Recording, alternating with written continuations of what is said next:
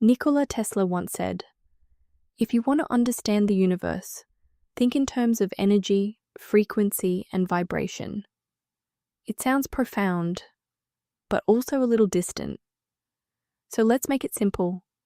Everything in your life begins as energy, not just matter, but experience.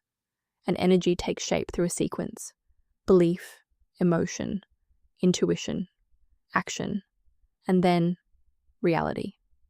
It always begins with belief. What you quietly accept as true becomes the foundation of everything else.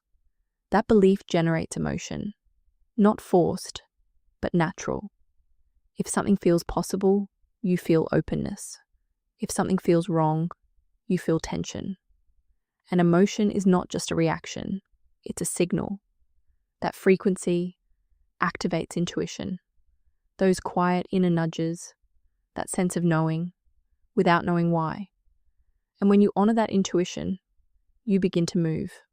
Not forced action, not effortful pushing, but inspired movement. From clarity, not pressure. And over time, that becomes your reality.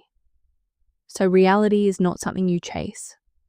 It is something that forms from what you hold consistently within you.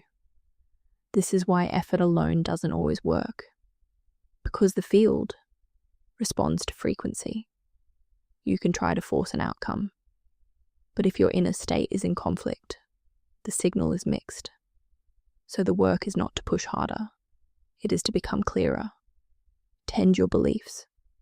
Become aware of what you assume to be true. Honor your emotions. They are not random, they are guidance. Trust your intuition, even when it is quiet, and move in a way that feels natural, not forced. Because when belief, emotion, and action align, something shifts. The signal becomes coherent, and the field responds. Not as reward, not as punishment, but as reflection. This is how energy becomes experience. This is how frequency becomes form. And this is how light becomes life.